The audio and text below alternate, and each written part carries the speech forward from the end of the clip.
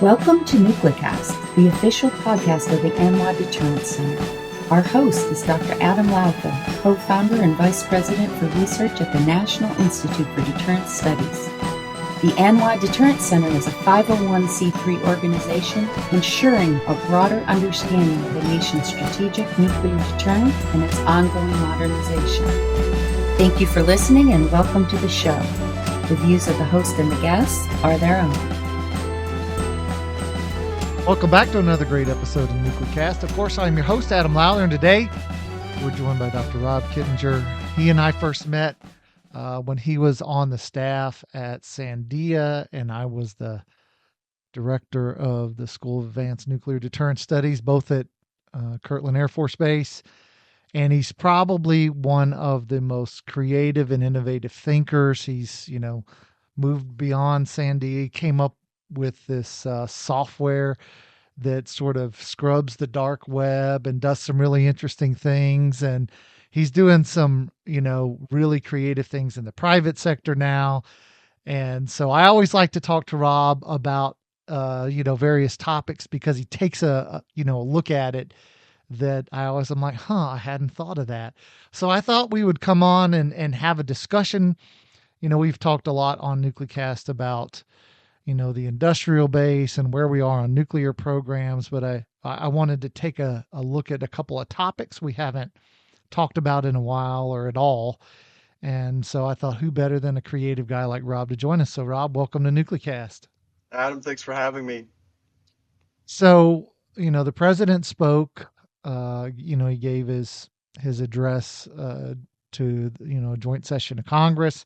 He really didn't talk a lot about nukes, but in his conversation or his talk with the folks at Davos, the World Economic Forum, he sort of dropped a bomb on the crowd about denuclearization. And then, in a White House briefing, he's been really good. The president has done, better than any president in living memory, for me at least, of talking to the press directly, frequently. And so, he downloads a lot of information and, in one of those, post Davos discussions with the press, he mentioned denuclearization with Russia and China. And sometimes, you're not always sure, like, is that his plan, or is that sort of a negotiating position where he's going to work a deal, right? Because, President Trump is about making deals. That's sort of his thing. How do we get to a mutually beneficial deal? And so we've seen a lot of discussion about denuclearization, or at least a couple times. And then people, in DC and in the nuclear enterprise are left like, sort of stunned, because in his first administration, we got, W76 Mod 2 and we got Slick 'em in. And then now you're sort of like, is this consistent? And what's the president trying to do? And so with that sort of backdrop in mind, there were a couple of topics you and I wanted to discuss in terms of tritium production and the need for, dedicated production. And, so let's just go ahead and start there. And this is something, that you've been advocating. And I think, fill me in on sort of where we are. I know that, we're working with uranium enrichment at, up at Y12. This is sort of something they're getting, behind. And, the folks, in South Carolina at Savannah River, tritium is sort of their thing. So where do we stand and what are we doing? Yeah. So, most of the listeners probably know, but tritium and deuterium are kind of the hydrogen that makes a hydrogen bomb work. And so, those are, you've got nuclear fission where you're breaking things apart, typically uranium, plutonium. You split those atoms and you get a lot of energy in return. The alternative to that, or kind of in conjunction with that, is, of course, fusion, where you're jamming together and fusing small things. So when you're fissioning things, they're at the bottom of the periodic table, big, heavy elements that you're breaking apart. When you're fusing things, you're doing that at the very top. So hydrogen is the lightest element, so that's the thing that fuses easiest. and typically it's creating helium when you do fuse it, and that releases even more energy than fission. And so that is the tritium that we're talking about, or the hydrogen isotope that we're talking about. Um, and you're right, that's happening down at Savannah River site is where they're kind of dealing with those types of components in the nuclear weapon systems. And of course, as you mentioned, Y12 is doing the uranium kind of famously, originally with the Calutrons and the racetrack up there, kind of separating the uranium. So really cool background. Um, I appreciated your intro, and just to kind of lay, I guess to level set, I'm pro NATO. I am pro, allies. I am a big supporter of everything that NATO has done and is doing. I've even supported their operations, as recently as 2020. Um, and so, that is something that's very close to my heart, number one. So I'll kind of set that boundary first. And then second, I would just say that I am a member, a former member of the nuclear weapons complex. I come out of 10 years at Sandia National Laboratories, proudly a 2017 Weapon Intern graduate. And so, that's kind of the background. I love the nuclear weapons complex. I'm very pro deterrence. I believe in the power of deterrence. And so typically, nuclear deterrence, as you mentioned, and Trump's kind of background is kind of in contrast to that deterrence policy and standpoint. So we can talk about that in a second. But speaking specifically to tritium and why kind of we're bringing that up, tritium it has a half-life, and so it's going to go away every so many years, right? And I don't know off the top of my head, but I believe it's somewhere around 13 years half-life. And so that means that it's one of these limited life components within nuclear weapons. And it's something that has to be changed out or updated as time goes on. So I won't go into exact timing schedules and things like that for this podcast, but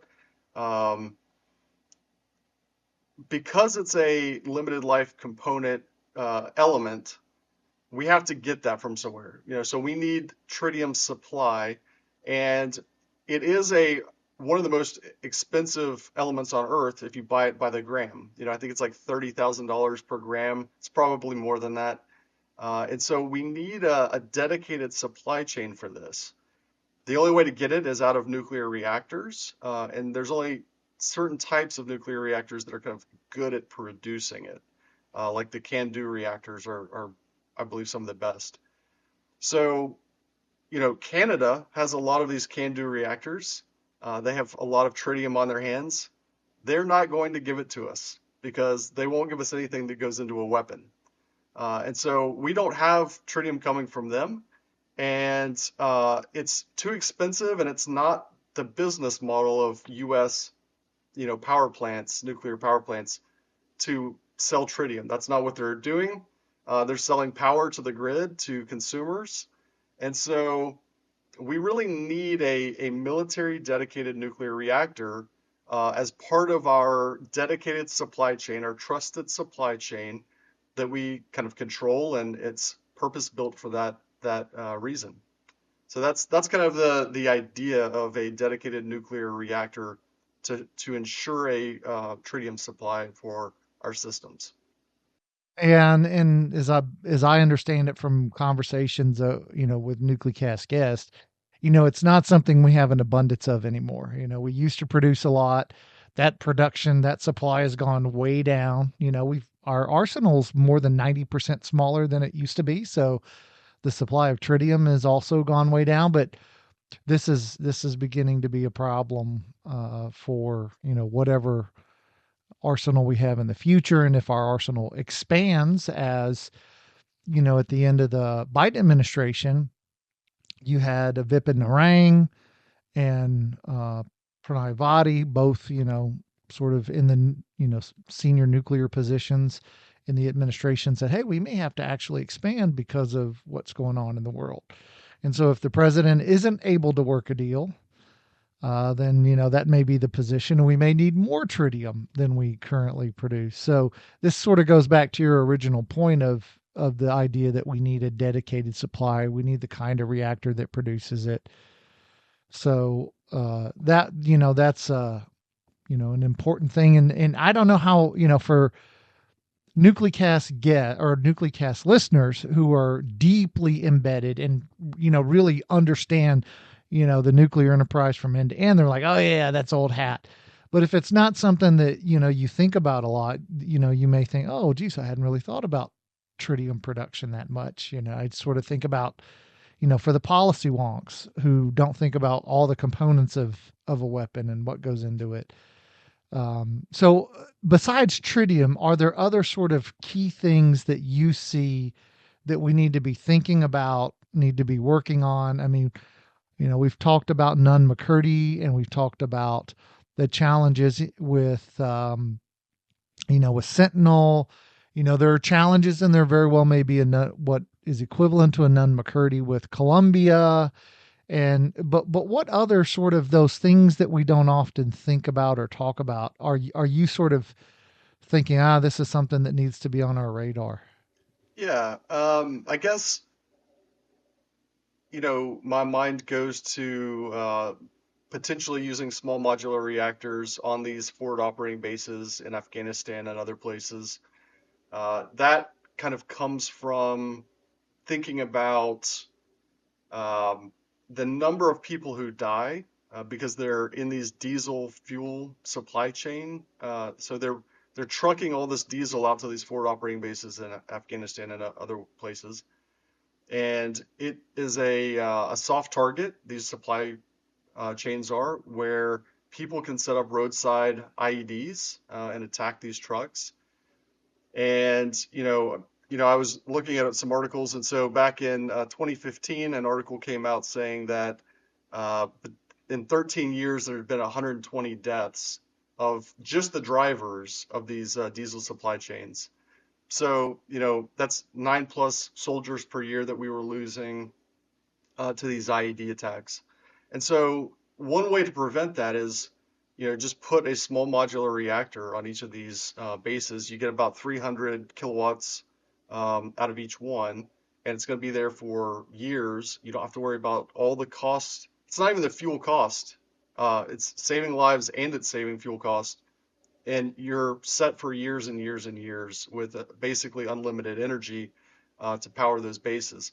Now, at the same time, we here at NucleCast have to be worried about proliferation risks of having small modular reactors, in Afghanistan. And so you do have to make that a hardened target. There's some additional cost there to shoring it up and making sure that it's securely there. And so that's another kind of element to it. Yeah, so I want to take a quick break, and when we get back, we'll continue to delve into this because we've actually had a couple of guests on from the that are talking about Gen 3 and Gen 4 reactors in the past. So for those listeners, make sure you go back and sort of do a keyword search for our podcast on that topic.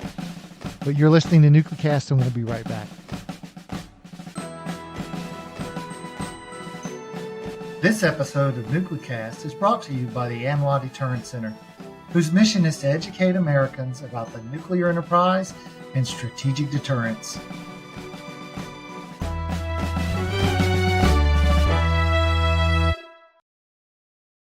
And we're back. Okay, so Rob, you mentioned this need for FOBs, and so it's funny you bring this up because we have had a couple of past podcasts on this, probably at least a year ago or so. And, it was interesting because I hadn't really thought about it. I know weapons, but not power as much. But so, in our discussions, it was like, hey, these things are the size of like a cargo container.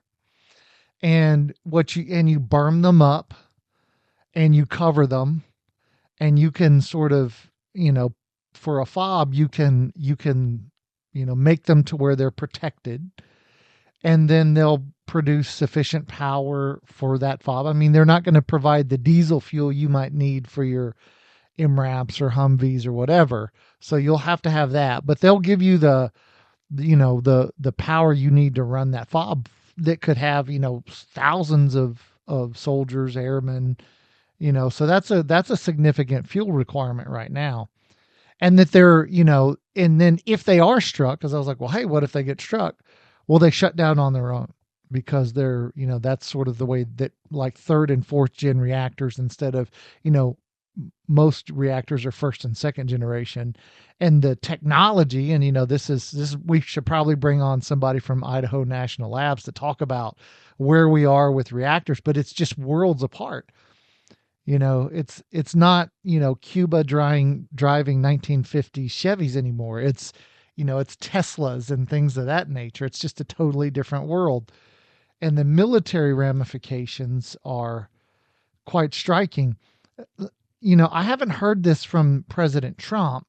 He's talked about unleashing, energy in the US. And, it's drill baby drill. I think he said that in his speech to Congress. But I haven't heard a lot about just sort of opening the gates for nuclear power.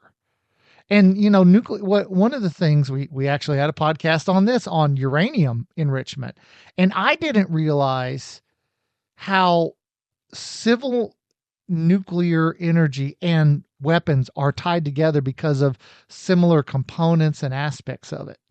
That they're not like completely separate. So, can you talk maybe about some of the relationships and how you see, things working in conjunction? Yeah. So to your point, they're not entirely separate, right? So previously, Hanford reactor was a source of plutonium for us. So it was a reactor. It was generating plutonium. That plutonium was able to be put into nuclear weapons. Now, um, that was in the past. We have an abundance of plutonium from old weapon systems that we can kind of reuse and recycle, and so that's not a critical need at the moment for us. But that is one way that these nuclear reactors are not separated entirely from the weapons. And that's important to kind of understand as a concept because in other countries, their reactors are actively pushing plutonium into their nuclear weapon Yeah, they're systems. breeding They're the requirement. exactly That's they're breeding plutonium. yeah. I Yeah. mean, it's how we understand. Chris Yaw and John Sweigel and Dave Rabine wrote a great article in the CWMD journal where they looked at the studies that have been done looking at how much plutonium the Chinese have likely, bred in their reactors. And then therefore that's how you try to, you know, guess how many weapons, based on how many pounds of plutonium, how many pounds they've done, bred total. Therefore, how many warheads or pits can you make? It's kind of an important tie. So it sort of goes back to your point. So I'll sorry, I digressed. I'll Yeah, let you. no, it's an important thing. I come out of the kind of counterterrorism, counter-proliferation world, and so that is close to my heart. Everything you're saying, and so yeah, it is this fuel cycle, right? Where you start with uranium in the ground. It goes into a nuclear power plant after it's refined, and then you can breed it into plutonium. And I'm massively oversimplifying it, but Sure, there sure. is this whole nuclear fuel cycle that kind of makes nuclear weapon systems components. And so, yeah, should we talk a little bit about Trump denuclearizing and that whole concept? Yeah, go ahead. I mean, because this is a big topic in the nuclear enterprise that everybody's like, well, hey, what's going to happen now, and how will this impact me? So Yeah. I'll give you the first go at it. Thanks. So I'm just gonna say up front, I reserve the right to change my mind in 10 minutes.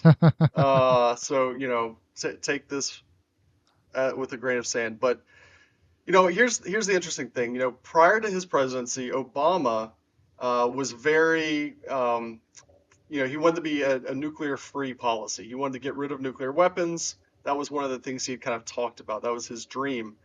Um, Obama was in a very different world than Trump is in. He's a very different president than Trump is. And so, when Obama moved into office, we then see the shift that took place. He had the conversations at the Pentagon, he had the conversations at Stratcom. He understood after, a few, and I don't want to sound demeaning to him in any ways, but he was educated on the topic. And I mean that very honestly. And so in that education process, he came to realize how important nuclear deterrence is. And so he then gives the Prague speech. And we hear Obama saying, and I've got the quote pulled up, "Make no mistake, as long as these weapons exist, the United States will maintain a safe, secure, and effective arsenal to deter any adversary and guarantee the defense to our allies, including the Czech Republic, but we will begin the work of reducing our arsenal." So that's his famous Prague speech by Obama. And so we see that shift from nuclear-free policy to we're going to maintain a safe, credible deterrent as long as necessary. So what do I think about the current Trump situation? Because I am very surprised. I was at Sandia Labs when his first nuclear posture review came out, and it did kind of open the gateway for several new weapon systems to kind of come out that you listed earlier. And so when we see this and it shifts to denuclearize, it's interesting, right? So for context and kind of setting the stage, previously under the Obama administration and Biden, we saw, close ties with Europe, close ties with NATO, close ties with Ukraine. And then we had on the other side, Warsaw Pact nations, as well as China, China, Russia, kind of on one side. And so what we see now, though, is that Trump has kind of changed the field. And I know that everyone's upset about his comments about Ukraine here recently. But what's interesting about it is he's changed. He's shifted the United States politically to the middle of the world at the moment. So we've got our 3 generations of good relationships with the allies, with Europe, with NATO countries, and then we have moved under Trump closer to where China and Russia are. Now that creates a really interesting perspective because we're politically in a better landscape to make a global deal. If we want to move towards global peace, we can reach back to our allies and be friendly with our old friends again. But we're also we've got the ear, I would say, of Russia and China, and they're ready to kind of listen to, okay, it's a more favorable environment to us. What does he have to say?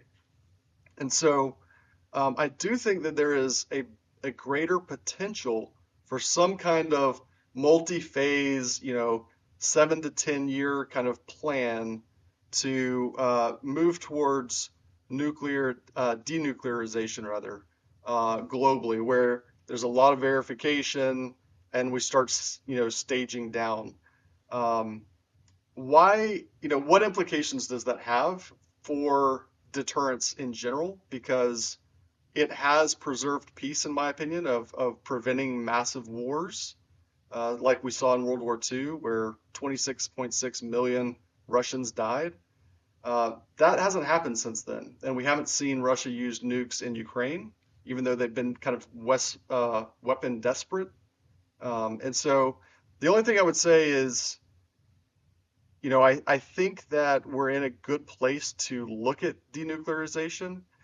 I also think that the global economy is different, where we can maybe talk about, instead of nuclear deterrence, economic deterrence, where we create some kind of posture where you get cut off from world trade if you break the deal. Yeah, my only challenge to this, and then I'll give you a chance to, to bring Bob out and let Bob the genie grant your wishes. But my only challenge is that I don't ever want a world free of nuclear weapons. I never want that world because I know what that world looks like. Yeah. It looks like 100 million dead in World War II and the rise, oh, by the way, the rise of communist China because of World War II. And then they killed 50 million more of their own people. And now we're considering and contemplating a war with communist China. And then before that, World War I, which ultimately led to the rise of the Soviet Union, who we spent 50 years trying to, deter. And, we can go back for generation after generation and look at these wars where you've got, half of Europe is wiped out, or, wars where, the Mongols moved west and killed millions, or, when, the Arab conquest of, Christian North Africa, millions died. And so I've seen great power wars happen over and over and over and over. And it always means millions die. And so I just don't know that I ever want to go back to that world again. Because that's what you do. You make the world safe for great power wars again when you get rid of nukes. And so I'm not sure I want that world. Yeah, I don't disagree with you. I am a nuclear deterrence proponent. I believe in the power of it. I believe that it has prevented all of these wars in the past. And, I kind of feel like it's a wait and see what the deal is and what is the proposal to have something that is just as deterrent as nuclear weapons, if that power exists. And what could it be replaced with? I'm not saying it should be, but and I will just maybe finish on just saying I don't want to ever see nuclear weapons go away either. And I think one reason we will never see them go away is we're realizing more and more that we need them for planetary defense purposes. We need, if we see an asteroid coming and it's 5 years away, we need to meet it halfway and just knock it off a quarter of a degree so that over the next several years it misses our planet. And so, I think we definitely need a few large kiloton weapons, maybe megaton weapons, to do that. And then I think having that nuclear deterrence has been a very stabilizing force for numerous generations now. So yeah, Yeah. you won't hear me go against that. Well, we could just give a few to the United Nations for planetary defense. What could go wrong? And then we'll be fine. Okay. All right. So let's switch to Bob the Genie because we're getting late in the show. So Bob the Genie comes back, rub my magic lamp. Bob, of course, grants all guests 3 wishes, but they got to be related to the topics of discussion. So, Rob Kittinger, what is your first wish? Oh my goodness. Yeah, I mean, I've got to go with um, the dedicated nuclear reactor. I think having a military dedicated nuclear reactor, it's DoD owned and operated. It supplies, power, and then it also supplies our necessary hydrogen isotopes. Yeah. Yeah. You got to have that. I mean, boost gas is important. So, all right. Okay. Number 2. Second wish. You know,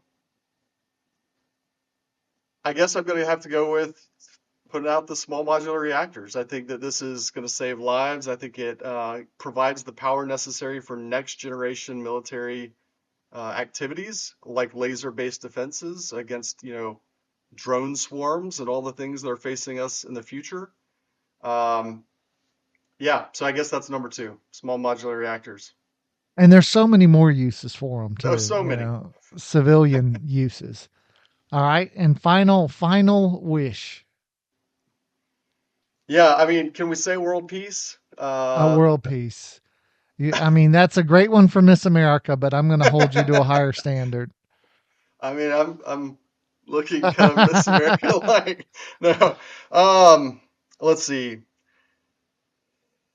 Uh, you know, you inspired this one, Adam. I'm gonna go with diversifying our sea-based leg of the triad, and I'm gonna go with kind of putting nuclear warheads on more ships than just submarines. Yeah, I joined the Navy when, about the time they were pulling them off out of the surface fleet. So, I'm a big fan that you have diversity that, with submarines. And, the Chinese have said, hey, we can, because of their magnetic signature, we can now track your subs. So let's suppose, whether it's true or not, I don't know, but let's suppose quantum computing, magnetic signatures eventually submarines won't, the oceans won't be as opaque as they are. Right. And so therefore, do you want to put all your eggs in that one basket? And I'm not sure the answer is yes. Yeah, it helps, it makes it easier to do a shell game and just make it less predictable where you're at. And I think that's of big value. All right, Rob Kittinger, thanks for joining us on this episode of NucleCast. Yeah, my pleasure. Thanks for having me. And thanks to you, the listeners, and we'll see you on the next episode. This has been a production of the ANWA Deterrence Center, a 501c3 that seeks to educate key decision makers, stakeholders, and the public to ensure a broader understanding of the nation's strategic nuclear deterrent. Our executive producer is Kimberly Charrington, and this episode has been engineered and mixed by David Krumthal. Help us grow our followers by sharing it and follow the show on LinkedIn, Facebook, and Twitter at NucleCast.